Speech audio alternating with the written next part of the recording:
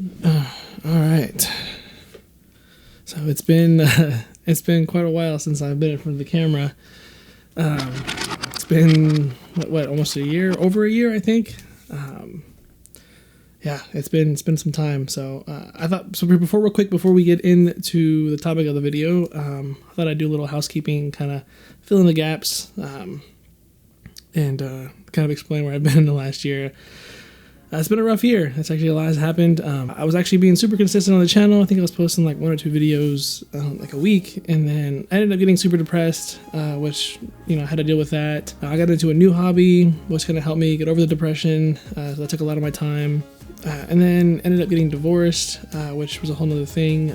But I mean, it was good for both of us. So like, we're bouncing back, and ended up home in Vegas. I'm currently in Las Vegas at the moment, so it's good to be around family and stuff. And then finally got the ball rolling on starting my own business. I'm starting a photo and video production company, so I'm super excited for that. So like things are kind of moving back into the right direction, so which is always good.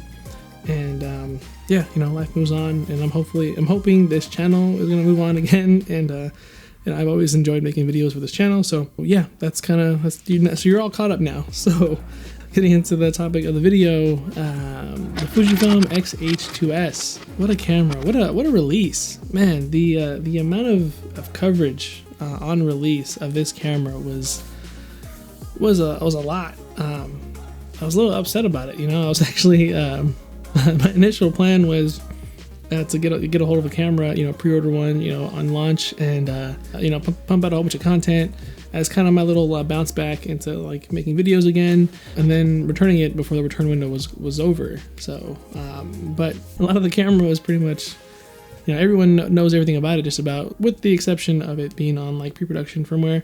Yeah, it's all its secrets are out. So, which makes it a little bit harder, I guess, for me to bounce back. I don't know, but I still plan on making some content about this camera. Am I gonna get one?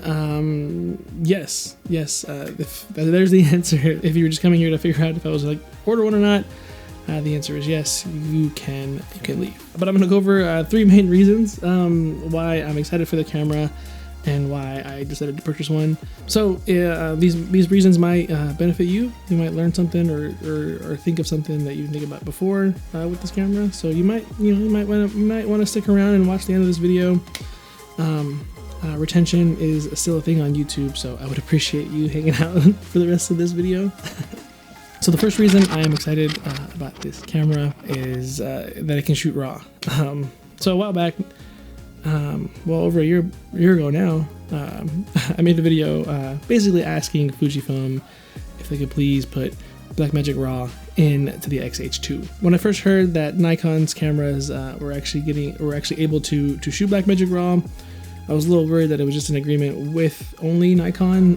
But then I think the Panasonic cameras added it to some of their cameras, and it got me excited. I was like, oh, it's not just a Nikon deal. It's potentially any camera company could do it. So I was super hopeful that Fujifilm was going to be able to bring it to the X-H2 because that was just going to be huge. In that video, I talked about to be able to have a camera that can shoot like similar quality and have the same lens system. So I'm not buying 2 different lenses for 2 different cameras. So I'm going to be able to get kind of like that quality, that similar quality with just kind of having my mirrorless cameras, and I can keep all the same lenses. Fuji's lenses are top tier, especially their newer ones nowadays that they're putting out are really good. Autofocus is super snappy, super sharp. So I was beyond excited when I found out that it was going to be able to do that. I did get a lot of positive feedback from you guys from that video. It didn't blow up too big, but everyone loved the idea, and maybe one of the people who saw that video was somebody out in Fujifilm. So who knows? But I could not be more excited, especially actually starting my own production company. It's definitely something that will allow me to kind of put out some higher quality content for some potential clients. Second thing that I am most excited for is the 6K open gate that this camera is going to be able to shoot. I made another video over a year ago talking about like what the X-H2 will need to stay relevant, right? To be able to compete with the other cameras. And one of the things that I mentioned was either be able to shoot 6 or 8K, because that's what all the cool kids are doing, and yeah, they'll need it to be able to stay relevant and to compete with everyone else. So I also said in that video that it would 6 and 8K is completely overkill. Like, it's completely overkill for what I do. I don't need it. I mean, I still shoot all these videos for my channel in 1080p. 1080p from Fujifilm, which is really good. So I upscale it to 4K. Looks great. I love what I get from the 1080 on these cameras. So if I ever needed to like shoot anything higher res and be able to crop in, the 4K will work plenty. I don't need that much resolution, but a lot has changed in the last year with starting my own production company to be able to shoot a higher resolution for potential crop-ins and to be able to recompose basically in post with being able to crop in with a higher resolution is something I could definitely see myself using in future projects. It is something I am super excited for, especially the fact that it is open gate. The ratio that it shoots at is basically giving you more areas of the shot that you can kind of crop into, and basically giving you as much freedom, I guess, to recompose any way you want. You know, I can still shoot in 4K, cropping into that 6K image as horizontally as well as vertically, which is huge, especially with vertical video, TikToks, and all that stuff nowadays.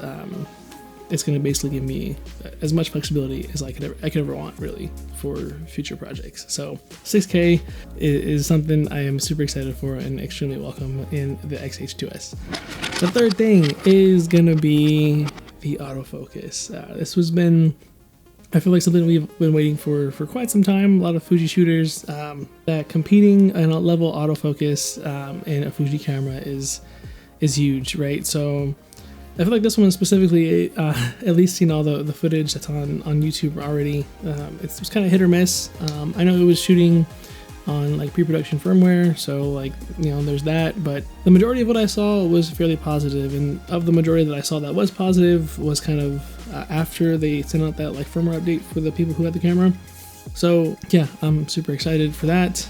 That was gonna be the one thing that would have potentially like got me to keep the camera. Like I said, with my initial plan with like pre-ordering it just to try it out and then sending it back, depending on how good that autofocus was gonna be, might persuade me to actually keep it. So with just making videos, you know, like for YouTube and stuff, and being able to do things on my own, not have to just hit record and not have to think about anything, that would have been super helpful, like game changer, right? But with again, the same trend that I've said for the last 2 reasons, starting my own production company, it's just giving, you know, if it is reliable with testing, which I'll be making videos on, but if it is something that I can rely on, it's just going to make it so much easier. It's going to speed up things. It's going to allow me to save time, potentially even save money.